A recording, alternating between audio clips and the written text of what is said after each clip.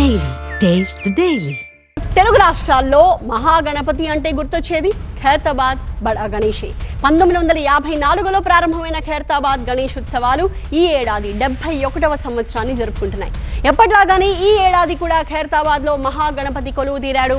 ఆ దృశ్యాలను మనం చూస్తూ ఉన్నాం. ఖైరతాబాద్ మహాగణపతి దర్శనం కోసం భక్తులు ఎలా పోటెత్తుతున్నారో చూస్తున్నాం. ఖైరతాబాద్ బడా గణేష్కి తొలి పూజ నిర్వహించారు తెలంగాణ గవర్నర్ జిష్ణుదేవ్ వర్మ. పూర్ణ కుంభంతో గవర్నర్ జిష్ణుదేవ్ వర్మకి పూజారులు స్వాగతం పలికారు.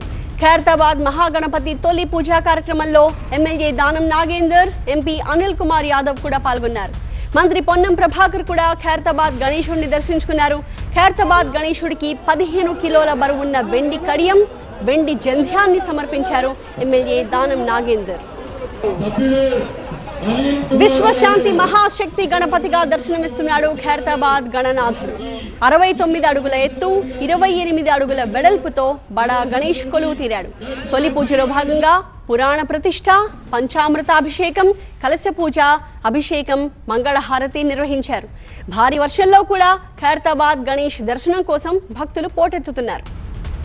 ఇక భక్తులకు ఎలాంటి ఇబ్బంది కలగకుండా భారీగా పోలీస్ బందోబస్తు ఏర్పాటు చేశారు. ఆ డీటెయిల్స్ ని మా కరెస్పాండెంట్ శ్రీధర్ అందిస్తారు. ఖైరతాబాద్ బడా గణేష్ దగ్గర ఉన్నటువంటి ఏర్పాట్ల గురించి మనకు వివరించేందుకు ఖైరతాబాద్ ఏసీపీ సంజయ్ కుమార్ మనతో ఉన్నారు. సార్, ఖైరతాబాద్ బడా గణేష్ దాదాపు 9 రోజుల పాటు జరగనుంది. ఇక్కడ ఎలాంటి ఏర్పాట్లు చేశారు? బడా గణేష్ యొక్క 10 రోజుల గురించి ఏదైతే ఉందో ఈ రోజు నుంచి స్టార్ట్ అయిపోయింది. 4వ తారీఖు నైట్ వరకు ఇది దర్శనాలు ఉంటాయి. 4వ తారీఖు రాత్రి తర్వాత దర్శనాలు తీసేస్తాము.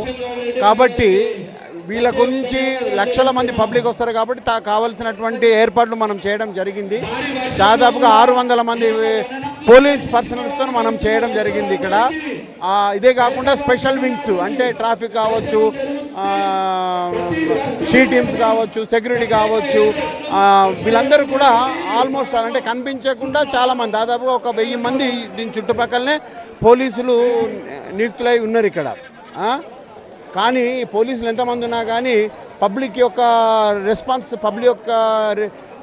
రెస్పాన్సిబిలిటీ మాకు అవసరం అవుతుంది. ఎందుకంటే ఇప్పుడు గణేశుడు ఎవ్రీ ఇయర్ పెరుక్కుంటూ వెళ్తున్నాడు, అదేవిధంగా క్రౌడ్ పెరుక్కుంటూ వెళ్తున్నది. కానీ ఈ ప్లేస్ పెరగడం లేదు. కాబట్టి ఇంత క్రౌడ్ని మేము మేనేజ్ చేయాలంటే చాలా ఇబ్బంది అవుతుంది. డైలీ 1,00,000 మంది వస్తున్నారు ఇక్కడికి. ఎంతమంది పోలీసులు బందోబస్తు ఏర్పాటు చేశారు? ఎన్ని సీసీ కెమెరాలు ఏర్పాటు చేశారు? సీసీ కెమెరాలు దాదాపుగా 60 సీసీ కెమెరాలు ఏర్పాటు చేయడం జరిగింది. కానీ నేను చెప్పేది ఏంటంటే ఇంత చేసినా మేము అరేంజ్ చేయడమే కాదు, పబ్లిక్ నుంచి మాకు రెస్పాన్స్ కావాలి. అని చెప్తున్నాను ఏంటంటే ఇంత చేసినా కానీ ఇప్పుడు డైలీకి 1,00,000 మంది వస్తారమ్మా ఇక్కడ. మీ మీడియా ద్వారా, మీ TV9 ద్వారా నేను ఒకటే రిక్వెస్ట్ చేయదలుచుకున్నా ఏంటంటే మార్నింగ్ నుంచి ఈవినింగ్ వరకు 1,00,000 మంది వస్తారు. మార్నింగ్ నుంచి ఈవినింగ్ అంటే నైట్ వరకు 1,00,000 మంది అయితే మార్నింగ్ నుంచి ఈవినింగ్ వరకు 10,000 మంది వస్తున్నారు. అంటే మార్నింగ్ నుంచి ఈవినింగ్ వరకు చాలామంది వచ్చినట్టయితే మంచి దర్శనాలు ఏర్పడతాయి. అదేవిధంగా నేను అనేది మేము మీ అందరి ద్వారా రిక్వెస్ట్ చేసేది ఏంటంటే చిన్నపిల్లలు కావచ్చు, గర్భిణీ స్త్రీలు కావచ్చు, ఓల్డ్ ఏజ్ ఫెలోస్ కావచ్చు, వీళ్ళెవ్వరు కూడా ఈవినింగ్ టైమ్స్లో దర్శనానికి రాకండి.